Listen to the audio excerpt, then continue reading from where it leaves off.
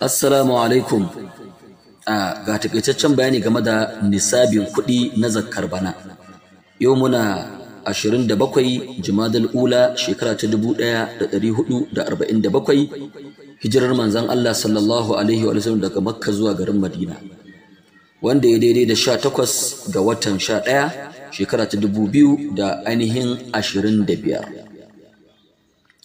Kamar yadda muka yi bayani, za mu yi bayani ne game da ainihin nisabin zakkar bana, kuma mun sani nisabi ana ainihin lissafa shi ne da ainihin azurfa ko kuma zinare, wanda mafi yawanci an fi lissafa shi da ainihin wato zinare.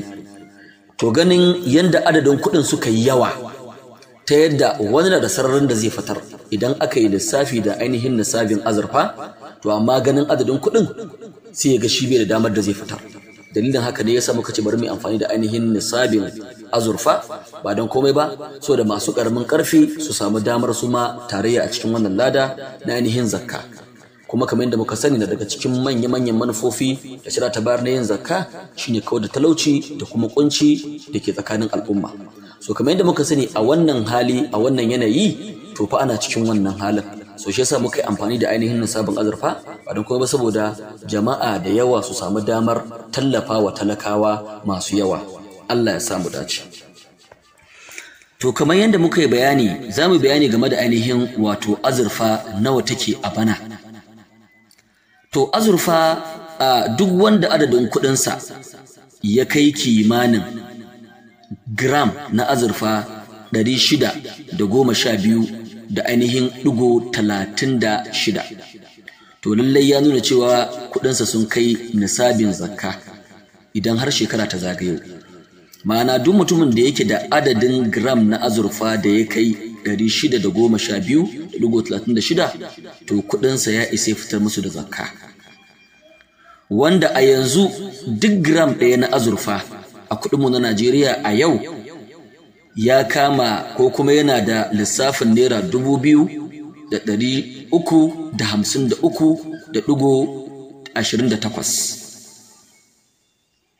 wanda wannan kuɗin idan muka lissafa shi adadin misali naira 2,300 da ainihin 53, muka lissafa shi gida wato sau, muka lissafa shi sau 612.36 shine zai ba mu adadin kuɗi nairan Najeriya miliyan 1,441 da naira 54 da wasu 'yan kubanni.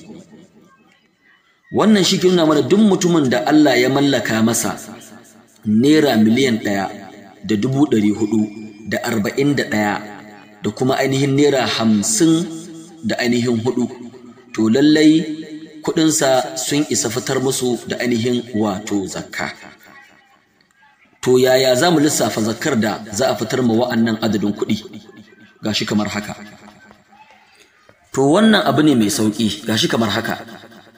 Adadin kuɗi na naira miliyan 1,441 da naira 54 za ka raba shi ne gida 40. Gida 40 za ka raba. To idan ka raba shi gida 40 za ka ɗauki kaso 1 ka ainihin fitar, wanda wannan kaso 1 shi ne zai kama naira 36,000 da kuma naira 26. A taƙaice kenan. So wannan shi ne nisabin da za ka fitar a kuɗi naira miliyan 1,441 da naira 54. Za ka fitar da nawa? Naira 36,000 da naira 26. To amma ka sani, idan kuɗinka ya haura haka kuma shi ma haka za ka lissafa. Misali a ce kuɗinka ya kai miliyan 2, haka za ka lissafa shi, ka raba shi gida 40, ka fitar da kashi 1. In ya kai miliyan 5, in ya kai miliyan 10, in ya kai miliyan 20, kai ko miliyan 1000 ya kai, haka za ka lissafa shi gida 40 ka ainihin wato fitar da ainihin wato kashi 1. Amma mu sani, yayin da kuɗinka ya kai adadin wa'annan kuɗi kamar da muka lissafa miliyan 1,441 da naira 54, daga nan ne za ka fara badar da zakka. Ma'ana daga nan lissafin fitar zakka ya kama. Ko miliyan nawa ne, ko biliyan nawa ne, za ka kasa shi gida 40 ka fitar da kashi 1. Allah ya samu dace. Kuma wannan mai bayani Muhammad Idris Kumbash. ZQ International Academy ita ta ɗauki nauyin wannan bidiyo. Da haka masu son ƙarin bayani sun tuɓe mu ta wannan lamba. Wassalamu alaikum warahmatullahi wabarakatuh.